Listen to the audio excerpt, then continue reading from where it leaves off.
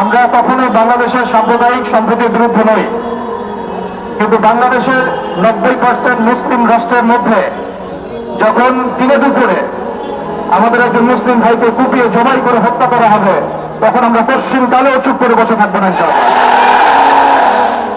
আমরা সর্বপ্রথম আমাদের প্রশাসন, সরকার এবং ঊর্ধ্বতন কর্তৃপক্ষকে বিনয়ের সাথে অনুরোধ করতে চাই, এই সন্ত্রাসী সংগঠন ইসকনকে অনতিবিলম্বে বাংলাদেশের মাটি থেকে বহিষ্কার করতে হবে।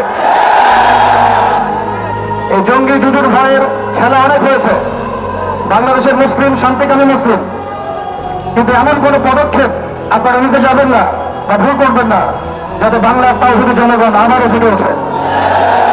আমরা আল্লাহর কসম করে বলছি, যদি বাংলাদেশের তাওহীদি জনগণ একটাবার জেগে ওঠে, এর আগের মানুষ যাতে পালানোর পথ পেয়েছে, আপনারা কিন্তু পালানোর পথে পাবেন না ইনশাআল্লাহ।